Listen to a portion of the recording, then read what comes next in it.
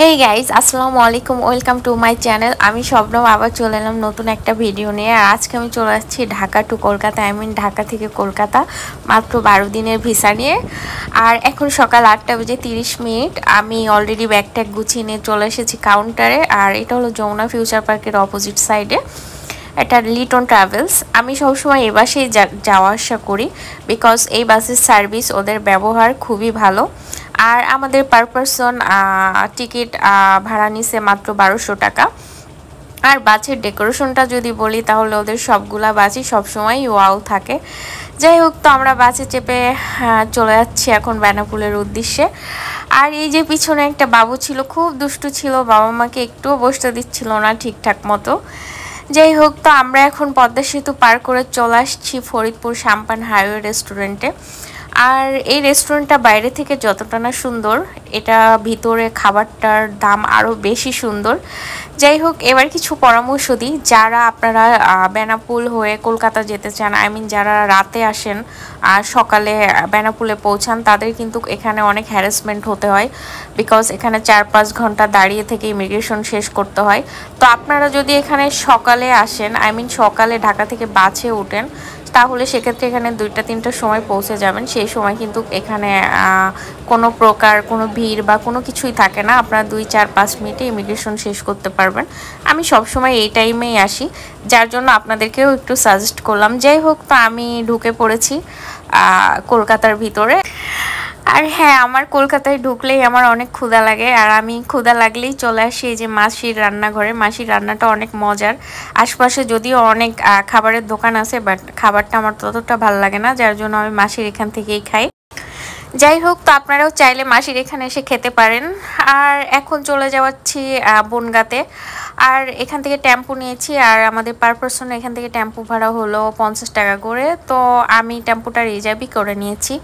তো রিজার্ভ হলো 250 টাকা করে নিছে বনগাঁ পর্যন্ত। তো হ্যাঁ, আর আরেকটা বিষয় হলো মানি এক্সচেঞ্জ। এখন কিন্তু বাংলাদেশ টাকায় এখানে রেটটা একটু বেশি, আগে কম ছিল, কিছুদিন আগে 59 টাকা করেছিল, বাট এখন 74 টাকা করে হয়েছে। সেক্ষেত্রে সবাই 72-73 করে বলে। আপনারা আশপাশে একটু বার্গেটিং করলেই 74 টাকা পেয়ে যাবেন। আর আগে টিকিটটা এখান থেকে কাটতে হতো কলকাতার, বাট এখন আর এখানে নাই। এখন আসলে অনেক দূরে হেঁটে গিয়ে টিকিটটা কাটতে হয়, একটু কষ্ট হয়ে যায়। তো আমার টিকিট কাটা শেষ, এখন আমি ট্রেনে উঠে পড়বো।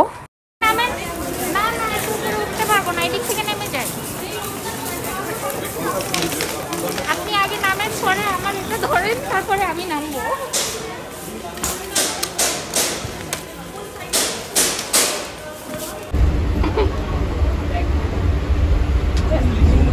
ও কিউট, হ্যাঁ ও কিউট, ওর চোখ সুন্দর, ও অনেক চালাক।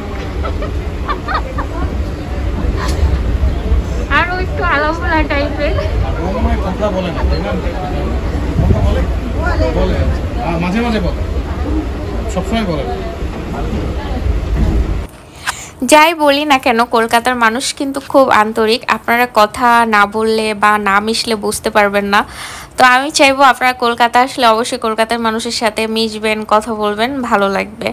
যাই হোক, তো আমরা চলে আসছি শিয়ালদাতে। এখন এই যে ট্যাক্সির এখানে চলে আসছি।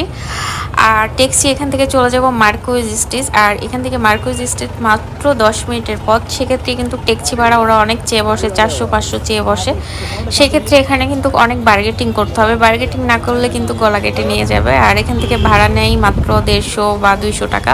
যাই হোক, তো আমরা বার্গেটিং করে মাত্র 200 টাকা দিয়ে চলে আসছি হোটেলের সামনে। আর এটা হলো আমাদের হোটেল, এটা হোটেল গ্যালাক্সি কলকাতা। আর এই হোটেলটা আসলে আমার খুব ভালো লাগে, বিকজ আমি বাড়ির মতন করে এই হোটেলে থাকতে পারি, যার জন্য আমি সবসময় এসে এই হোটেলটাই থাকি। তো আপনারা চাইলে এখানে এসে থাকতে পারেন। তো আজকের ভিডিওটা এখানেই শেষ করছি। আর আমার ভিডিওটা যদি ভালো লাগে তো সবাই আমার চ্যানেলটা সাবস্ক্রাইব করে দিবেন, লাইক কমেন্ট শেয়ার করে দিবেন। আর হ্যাঁ, দেখা হচ্ছে নেক্সট শিমলা মানালি ব্লগে। সো সবাই ভালো থাকবেন, সুস্থ থাকবেন।